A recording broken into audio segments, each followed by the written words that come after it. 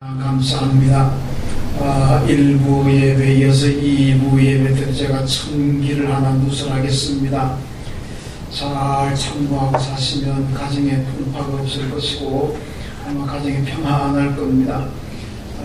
심리학적으로 보면 이렇게 심리학자들이 얘기합니다. 사람이 뭔가 잘못했다 생각하고 물었을 때 한 번 노 하면 이건 아마 진실 가능성이 많고 두 번 노 이렇게 하면 그 거짓일 가능성이 많다.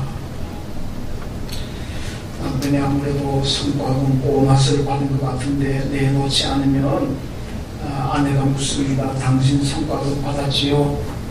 근데 안 받았어요. 안 받았어. 한 번 그렇게 안 받았다 그러면 진짜 안 받은 겁니다. 그런데 안 받았어. 안 받았다고 두 번 그렇게 하면 받았다는 겁니다. 그거는 정말로 결백한 거는 거의 심리학자들이 얘기하는 거는 한 번 아니요 하지 두 번은 안 한답니다. 아무 보니까 자기 남편이 예쁜 아가씨하고 데이트하는 것 같고 당신 요즘 예쁜 아가씨하고 데이트하지? 안 해? 그거 안 하는 겁니다. 안 해? 절대로 안 해. 그거 한다는 겁니다. 심리학적으로 그렇다는 거죠. 자, 하나님께서 우리에게 또 언젠가 지금도 그렇고 언젠가 물으실 수가 있습니다. 너 네가 다니는 이 안교회 환난을 당할 때 너 놀았지? 그리고 어떻게 대답하겠습니까? 아닙니다. 안 놀았으시죠? 안 놀았습니다. 절대로 안 놀았습니다. 그럼 놀았다는 얘기가 될 수가 있다는 거죠. 예한교회 교인이 어떤 사람이 환난을 당할 때에 잠잤지? 아닌데요? 아닐 수가 있다는 거죠. 근데 아닌데요? 절대로 아닙니다. 그러면은 잠자고 놀았다는 그런 의미로 됩니다. 농담치답니다만은 그러나 심리학적으로는 일리가 있다는 얘기입니다. 자, 제가 이 말씀 드리는 것은 오늘 본문의 얘기가 이거하고 관계가 있습니다. 오늘 본문에서 보면 하나님께서 에돔족들에게 이스라엘이 환난을 당하는 날에, 오늘 환난을 당하는 날에, 고난의 날에 이런 얘기가 굉장히 많이 나오죠. 내 백성 이스라엘이 환난을 당하는 날에 너희들 뭐 했느냐? 이렇게 했지, 이렇게 했지, 이렇게 했지. 이게 나오잖아요. 내 백성 이스라엘이 환난을 당하는 날에 내가 입을 크게 벌렸지. 내 백성 이스라엘이 고난을 당하는 날에 너희들 앞길을 막았지. 어떻게 했지, 어떻게 했지. 이런 얘기를 오늘 하나님께서 굉장히 반복적으로 많이 하고 있습니다. 자, 그런데 에돔이라는 나라가 물론 대답할 그런 기회도 없습니다만은 정확한 대답이 지금 나오질 않고 있습니다. 오늘 바로 하나님께서 이스라엘, 내 백성 이스라엘이 환난을 당하는 날에 그러면 무엇했느냐, 이렇게 오늘 본문을 줄일 수가 있습니다. 자, 오늘 본문의 말씀은 이 에돔족의 멸망을 예고하는 말씀입니다. 이 오바댜서라는 것은 굉장히 짧은 한 장으로 된 말씀입니다만은 주제는 이 에돔족의 멸망 예고입니다. 에돔족이 누구냐면 야곱의 쌍둥이 형이 에서잖아요. 그 에서의 자손들이 에돔족입니다. 이 에돔족들이 오늘 하나님께서 멸망을 예고하는데, 자, 이스라엘 백성들이 모세 인도로 출애굽할 때 보면 특징적인 것이 있습니다. 이스라엘이 다 행진하는데 만약에 어떤 민족, 어떤 사람이든지 와서 방해를 한다거나 도전을 하게 되면 하나님께서 전쟁하라 그럽니다. 전쟁에서 정복하고 무너뜨려라. 그래서 이스라엘이 가는 길에 방해를 하고 도전을 해오면은 전쟁을 통해서 정복을 해버리고 끝내버립니다. 자, 그런데 이스라엘이 가는데 에돔족들이 도전합니다. 그 딴 데 같으면 전쟁해야 되잖아요. 하나님께서 전쟁하라 그럽니다. 그런데 에돔족들이 도전해 왔을 때는 하나님께서 모세에게 전쟁하지 말아라. 에돔 전쟁하지 말아라. 그렇게 얘기합니다. 왜? 거기서 하나님께서 에돔은 너희의 형제니라. 그렇게 말씀하죠. 에돔은 너희의 형제들이니까 전쟁하지 말고, 그래서 이스라엘이 에돔을 피해가지고 멀리 돌아서 올라가는 이제 그런 장면을 보여주고 있습니다. 하나님께서 에돔이 형제니까 잘 보호하라는 말씀이죠. 그런데 오늘 본문의 10절에 오게 되면 하나님의 무서운 선고가 나옵니다. 에돔은 영원히 멸절될 것이다.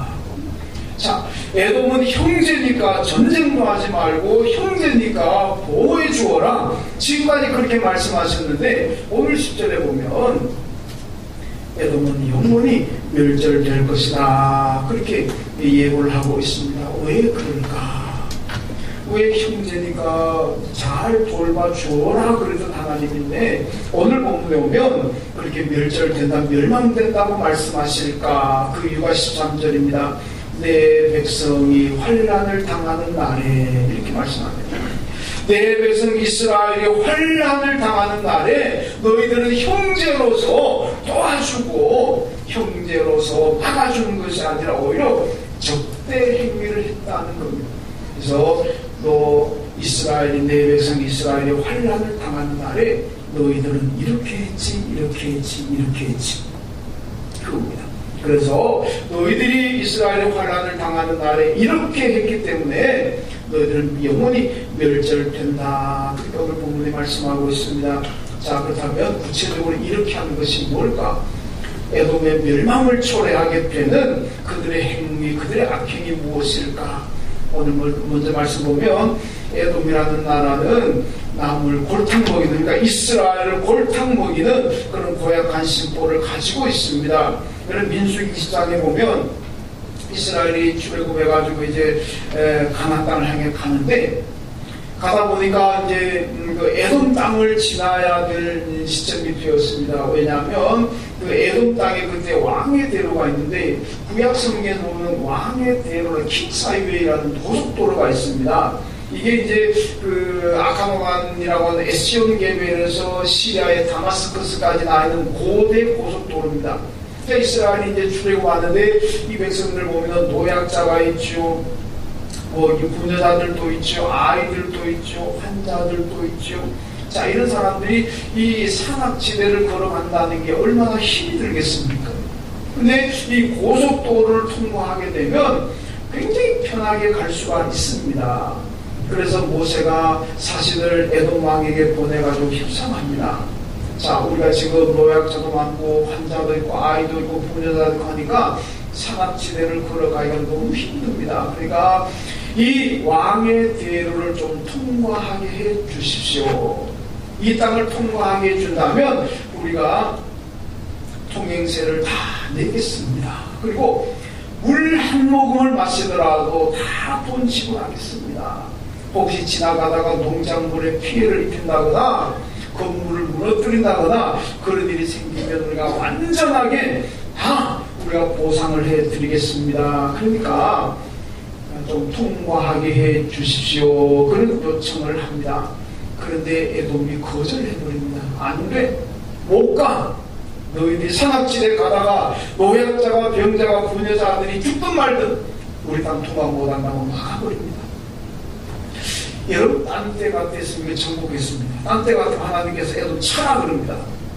근데 모세 입장에서는 차버리고 싶은데 하나님 전쟁 못하게 합니다. 결국은 돌아갑니다. 우회했다는 우측으로 돌아서 가는데 얼마나 힘들게 여러분 갔겠습니까? 그래서 우회해서 돌아가다가 이스라엘에서는 막 불평합니다. 너무 힘드니까. 그래가지고 결국 뭐 불뱀이 와가지고 그냥 물어가지고 죽는 사람도 생기고 나중에 고침받는 사람도 생겨납니다만은 이런 일들이 일어나게 됩니다. 이런 다른 나라 같으면은 정복해버렸을 텐데 여기는 에돔은 그랬음에도 불구하고 정복하지 않고 우회합니다. 왜? 형제이기 때문에. 자, 여기서 보면 이 에돔이라는 나라는 어떤 나라냐? 이런 남을 골탕 먹이는 그런 심보를 가지고 있습니다. 오늘 말씀에 그랬잖아요.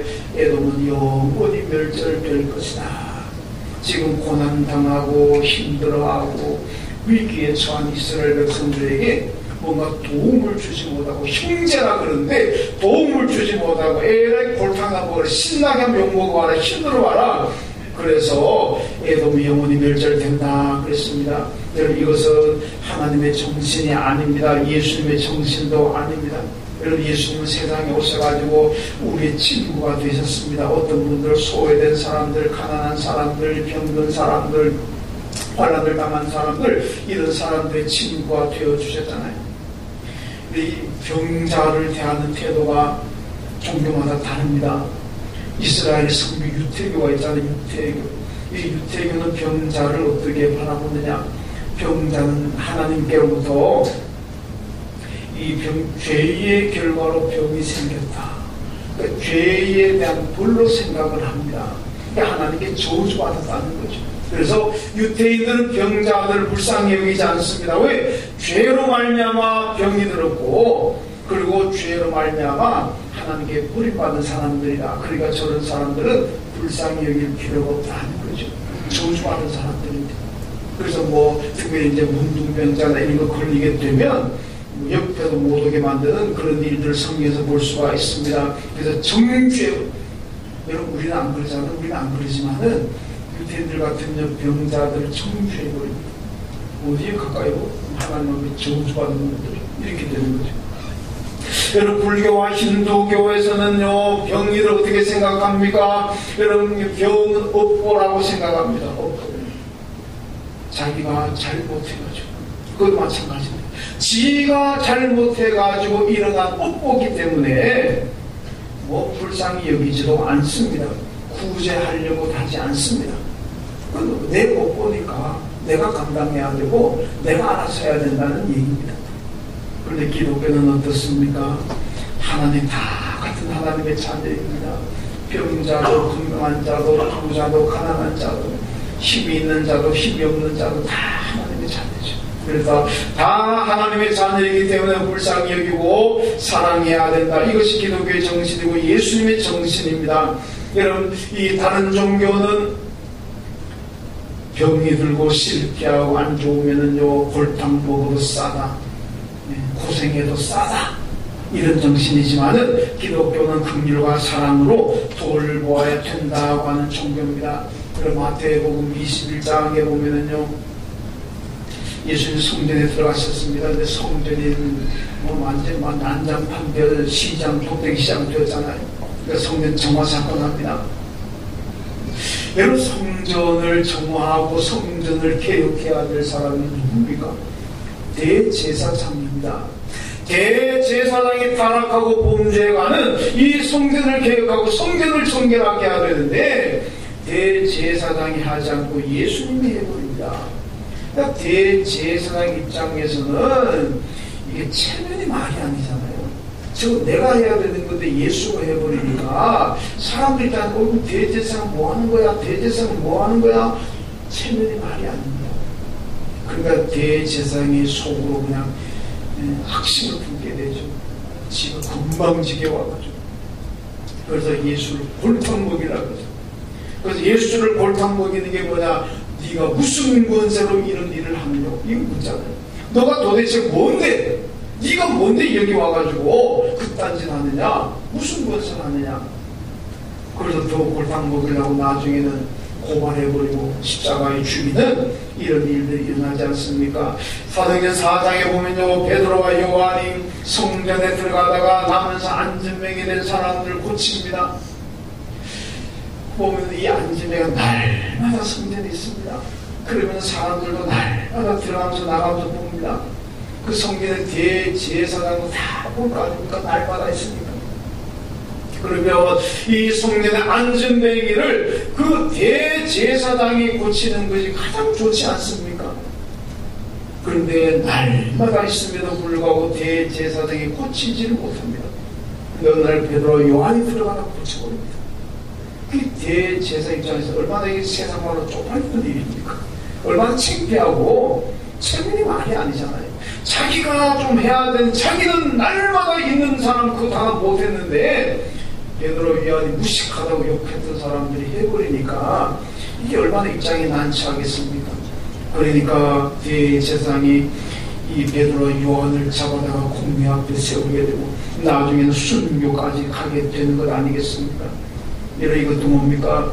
대제사장의 신보가 아주 우스운 신보, 골탕 먹이는 신보, 자기한테 체면 보겠다고 해서 골탕 먹이는 그런 신보를 가지고 있습니다. 예수를 십자가에 죽이고 베드로 요한을 나중에 순교당하는 이런 일이 일어나게 되었다는 말씀입니다. 이런 골탕 먹이는 신보가 뭡니까? 남이 잘 안 되기를 바라는 마음입니다. 남이 안 되기를 바라는 마음. 여러분, 사탄은 언제나 우리가 잘 안 되기를 바랍니다. 그러나 하나님은, 성령님은 오늘 저와 여러분이 잘 되기를 바라고 있는 줄로 믿습니다. 우리 그리스도인들은요, 남이 잘 되기를 바라고 기도해야 됩니다. 여러분, 제가 언젠가도 말씀을 드린 적 기억납니다만, 어떤 장로님이 암이 걸려가지고 기도하러 갔습니다. 가서 하나님, 내가 암이 걸렸습니다. 고쳐주세요. 열심히 기도하는데, 어느 날 보니까 청년이 자기 옆에서 기도합니다. 이 청년이 20대 새파란 청년이 암에 걸려가지고 기도합니다. 너무 불쌍해 보여. 자기는 그래도 살 만큼 살았는데 이 청년은 아직도 앞길만이 창창한데 암에 걸려가지고 죽게 생겼으니까 얼마나 불쌍합니까. 그래서 그 청년, 자기 기도하는 걸 잊어버렸어요. 그리고 그 청년에서 기도했어요. 그랬더니 얼마 지나고 난 다음에 그 청년의 병이 나아버렸고요. 하나님 감사합니다. 그러고 내가 자기 병도 나아버렸네. 할렐루야. 제가 그 간증으로 얼마나 제가 감동을 많이 받았는지 모릅니다. 여러분, 우리 기독교인들은요, 남이 잘 되도록 기도하면 나도 잘 될 줄로 믿습니다. 잘 되는 사람, 신보 나쁘게 먹고 골탕 먹이는 신보 가지고 애동처럼 안 되게 만들고 망하게 만들고, 그러면요, 그 사람 망하는 것이 아니라 내가 망하는 거예요. 내가 안 됩니다. 그러니까 우리는 남을 골탕 먹이는 고약한 신보 가지면 안 됩니다. 남이 잘 안 되기를 바라는 마음, 이런 사탄의 마음을 가져서는 안 됩니다. 남이 잘 되도록 기도하고, 또 남이 잘 되도록 격려하고, 그럴 때 나도 잘 될 줄로 믿습니다. 그 다음 또 한 애동은요, 남의 불행을 내 행복으로 알았던 사람입니다. 이게 본문의 내용인데, 자, 이스라엘의 남왕국이요 587년에 바벨론에게 멸망했습니다. 그래서 3, 4에 걸쳐서 한 2만 명의 포로들이 바벨론으로 끌려갑니다. 근데 끌려가는데 어디로 통과하느냐면, 지금 요르단에 가면 페트라라는 곳이 있습니다. 이 페트라를 통과해 갑니다. 전부 밧줄에 묶여가지고. 여기 페트라는 참 유명한 데입니다. 옛날에 인디아나 존스라는 영화가 나왔는데 그 영화 촬영지가 바로 페트라입니다. 어마어마한 바위가 90도로 깎아놓은 바위인데 그 높은 바위에다가 이 에돔 사람들이 바위 굴을 파가지고 그 안에서 삽니다. 근데 지금 보면 저기서 도대체 어떻게 살까? 정말 신기합니다. 아니 90도 절벽 바위에다가 저기를 어떻게 살까? 내일 우리 성지순례 가는 팀들은 그 페트라 보게 될 겁니다.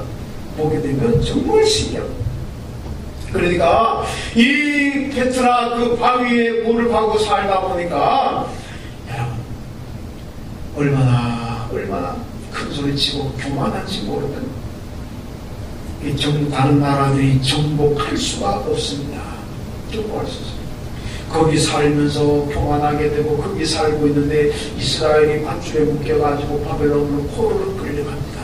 그러니까 그 위에서 내려다보면서 이스라엘을 저주하고 내려다보면서 침뱉고 내려다보면서 돌 던지고, 남은 지금 나라가 망해가지고 포로로 끌려가는데 거기 위로는 못해줄 망정 그냥 침뱉고 조롱하고 그냥 꼴 좋다고.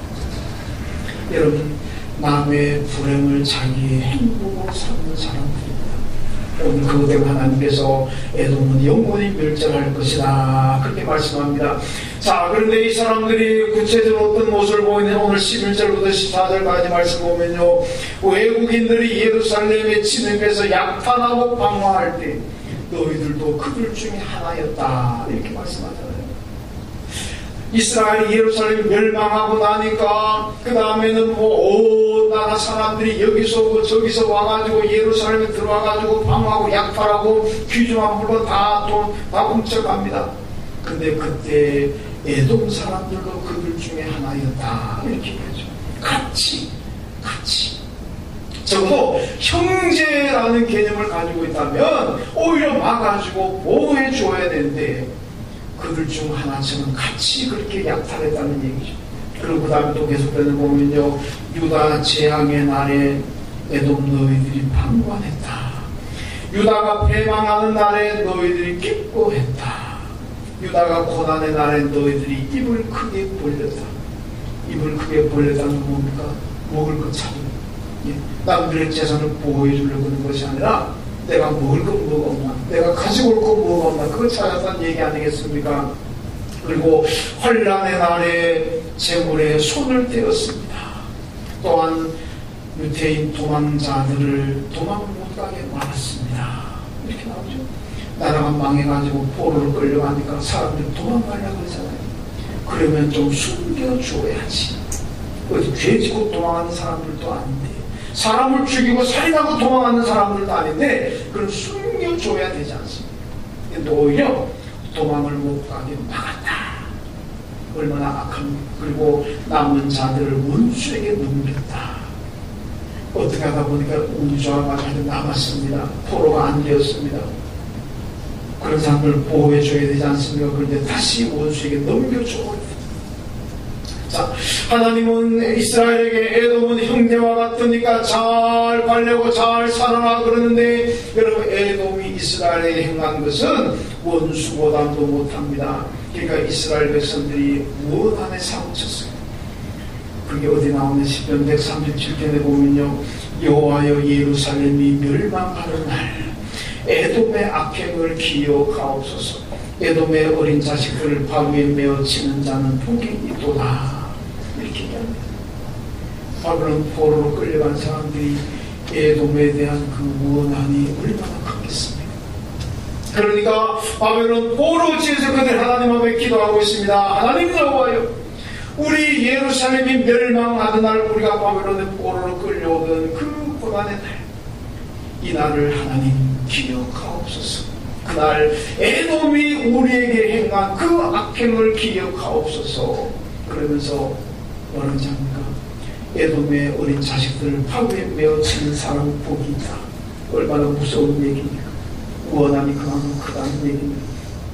여러분, 에돔이라는 나라는 남의 불행을 행복을 알았다가 영원히 멸절되었습니다. 그러나 멸망할 것 같던 이스라엘은 지금도 건재하고 있습니다. 로마서 12장 15절 말씀 유명하지 않습니까? 즐거워하는 자들과 함께 즐거워하고 우는 자들과 함께 울라.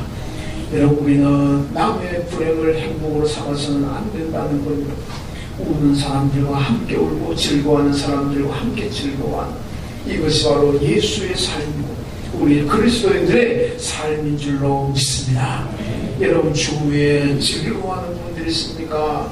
초치지 말고 함께 즐거워하십시오. 우는 분들이 있습니까? 거기 가서 내 자랑 뭔 자랑하지 말고 함께 우십시오. 남이 잘 될 때 박수 쳐주고 남이 잘 되기를 기도하십시오. 그러면 내가 복을 받고 내가 잘 될 줄로 믿습니다. 그리고 세 번째는 에돔은 평안한 마음을 가졌습니다. 오늘 본문 읽진 않았습니다만 1장 3절과 4절 보면요, 너의 마음의 교만이 너를 속였도다. 바위 틈에 거주하며 높은 곳에 사는 자여, 내가 마음에 이르기를 누가 너희 나를 땅에 끌어내리겠느냐 하니, 내가 독수리처럼 높게 오르며 별 사이에 깃들지라도 내가 거기서 너를 끌어내리라. 여호와의 말이니라. 아멘. 여러분, 지금 에돔 사람들이 그냥 바위 틈에 거주한다 그러잖아요. 높은 곳에 거주하고 있습니다. 그러니까 교만해져가지고 누구도 우리를 정복하지 못한다. 누구도 우리를 여기서 끌어내지 못할 것이다. 여러분, 실제로 역사를 보면 그렇습니다. 바벨론 제국도 그들을 정복하지 못했습니다. 나중에 헬라 제국도 그들을 정복하지 못했습니다. 페르시아 제국도 그들을 정복하지 못했습니다. 왜? 워낙 천년의 요새 살고 있으니까. 그러니까 얼마나 얼마나 교만하겠습니까? 아무도 우리를 정복하지 못한다. 교만하니까 하나님께서 뭐라고 말씀합니까? 너희가 밤 틈에 거하는 것으로 정복 못한다고 생각하느냐?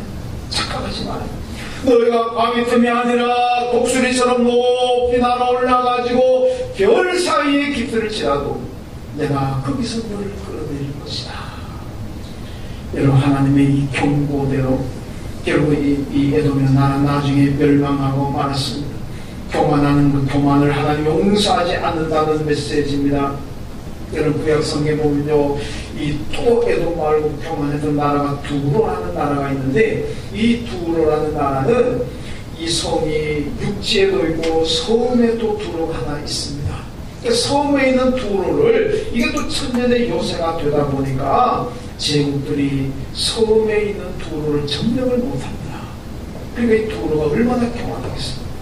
에돔처럼 교만했습니다. 그러니까 예레미야, 에스겔이 나와서 경고했고 아모스가 나와서 경고했습니다. 사람은 너희들을 정복할지 못할지라도 하나님께서 너희 두로를 멸망시킬 거다.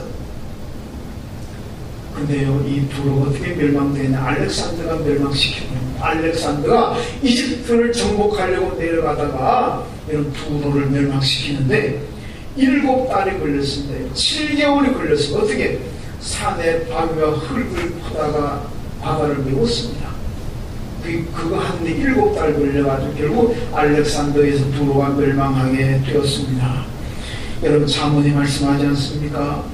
교만은 패망의 선봉이요, 겸손은 존귀의 앞잡이니라. 교만하면 패망합니다. 교만하면 망합니다. 교만하면 하나님 축복하지 않습니다. 그러나 겸손하면 존귀한 자, 하나님께서 귀하게 여기시고 존귀하면 사람들로부터 귀하게 여김을 받게 될 줄로 믿습니다. 그러므로 겸손해야 된다는 말씀이에요. 여러분, 요즘요 우리 사회의 화두가 뭡니까? 갑질 아니면 갑질. 지금 뭐 갑질에다가 나와가지고 무슨 징계하고 갑질에다가 나와가지고 뭐 사과하고 그런 것들이 얼마나 많습니까? 텔레비전 뉴스만 틀면 갑질에 대한 얘기가 나옵니다. 어느 회사의 회장이 갑질을 해가지고 그냥 나와가지고 머리 숙이고 사과합니다. 진짜인지 아닌지 모르죠. 여러분, 어떤 사성 장군의 부인이 갑질을 해가지고 지금 야단나지 않습니까? 얼마나 충격적입니까? 그런데요, 정말 충격이 뭔지 압니까? 여러분, 회사 사원들 갑질했던 회장이 교회 장로입니다. 현재 장로예요. 내가 어느 교회 장로라고 얘기하지 않겠습니다. 서울에 있는 어느 교회 장로입니다. 여러분들, 병사들, 자기 아들 같은 아이들 그렇게 갑질했던 사성 장군의 부인, 그 남편 사성 장군의 교회 장로입니다. 그 부인 아마 권사는 될 것 같아요. 제가 남편 직구는 제가 확인했습니다만은 부인의 직구는 제가 확인을 못했습니다. 그런데 권사는 될 것 같아. 그죠? 이미 나이가 60이 다 돼갑니다. 그리고 새벽기도도 나가잖아요. 그리고 사성 장군의 부인이잖아요. 뭐 그 정도 되면 제가 볼 때는 권사는 됐을 것 같아. 그런데 얼마나 갑질을 해댔습니까? 자기 아들 같은 아이들한테 못된 짓, 몹쓸 짓 다 했지 않습니까? 이래가지고 지금 얼마나 자기는 뭐 그 병사들 전도한다고 여러분 그렇게 갑질해가지고 무슨 전도가 되겠습니까? 여러분, 이슬람교가요, 무슬림들이 왜 기독교에 대해서 그렇게 적대적이지 않습니까? 중세 십자군 전쟁이 났을 때요, 이 십자군들이 전 세계를 기독교화시킨다 그러면서 아랍 쪽들 무슬림들을 얼마나 잔인하게 했는지 그 잔인성이라는 거는요, 어떻게 우리가 예수를 믿는 사람들이 십자군들이 저렇게 잔인할까, 그 정도로 잔인했습니다. 그러니까 그때 아랍 쪽 사람들이 죽으면서 자식들에게 유언이 뭐냐? 너희는 무슨 일이 있어도 예수를 믿지 말아라. 어떤 일이 있어도 너희는 기독교인은 되지 말아라. 저렇게 잔인한 겁니다. 이게 중세 십자군 역사에 나타나는 그물진 역사입니다. 여러분, 갑질을 해가지고는 전도가 안 됩니다. 그런데 그렇게 갑질하면서 새벽기도 데리고 간들 그게 무슨 전도가 되겠습니까? 아마 이 병사들은 속으로는 그랬을 거예요. 내가 죽어도 내가 예수 안 믿는다. 그 사성장군 부인이 오히려 오냐고 겸손하게 사랑으로 대했다면 사병들이 감동받아가지고 나도 우리 장군님 사모님이 믿은 예수 믿어야 되겠다 그렇게 생각하지 않겠습니까? 여러분도 군자리 있을 때에 내가 가진 자리 있을 때에 내가 영향력이 있는 자리 있을 때에 여러분 그렇게 갑질하지 말고 사랑을 베푸고 온유하고 겸손하게 잘 섬겨보세요. 그러면 감동을 받습니다. 그러면 내가 믿는 예수 그도 믿게 될 줄로 믿습니다. 내 자리 권력 이용해가지고 갑질해야 되는데 무슨 예수를 믿겠습니까? 전에 그 얘기 할까 뭐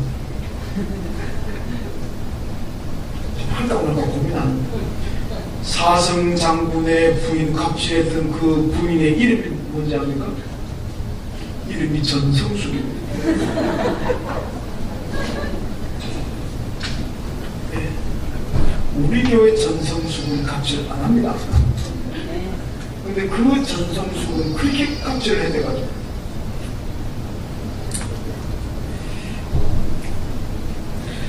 여러분 요즘 제가요 말씀 묵상하는 가운데 아주 뭐라 그럴까 굉장히 감동적으로 묵상하는 말씀이 온유와 겸손입니다.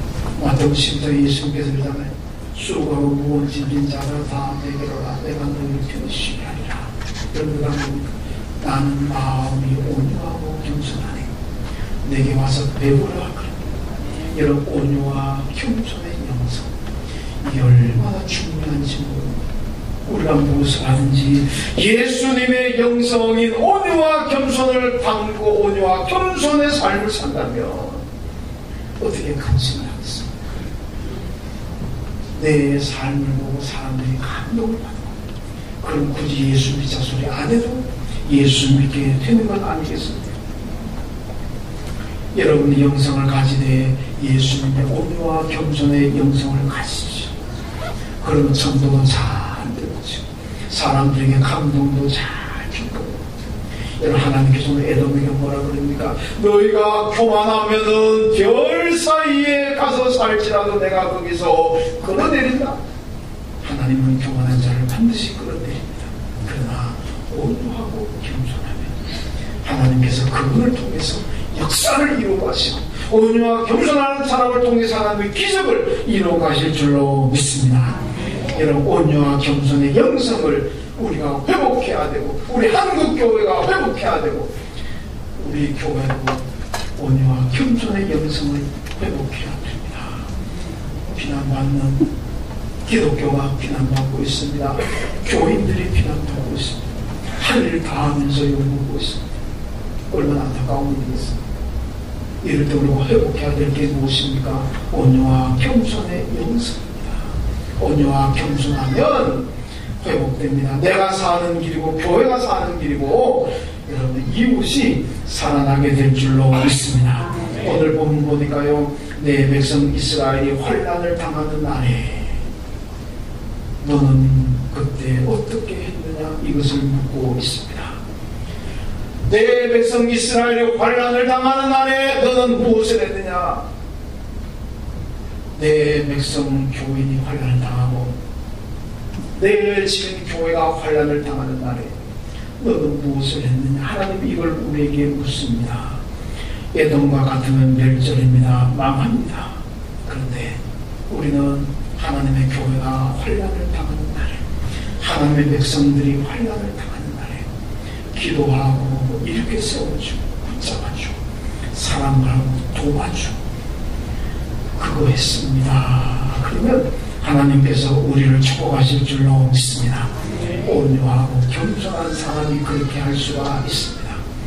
온유하고 겸손한 예수님의 영성을 가지십시오. 그래서 누가 환난을 교회든 성도든지 환난을 당하는 날에 여러분 기도해주고 도와주고 협력해주고 사랑해주고 아픔을 함께 나누는 그런 여러분 되시길 주님의 이름으로 축원합니다. 하나님 감사합니다.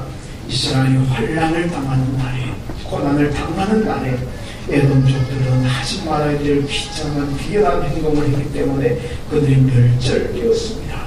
하나님 우리 교회가 환난을 당한 날이 있다면, 우리 교인들이 환난을 당한다면 우리는 에돔같이 교만한 사람 되지 않게 하시고 예수님처럼 온유와 영성을 가지고 기도해주고 붙잡아주고 일으켜주고 사랑해주고 긍휼을 베풀 수 있는 우리 안 가족들 다 되게 하여 주옵소서. 예수님의 이름으로 기도하옵나이다. 아멘. 하나님 아버지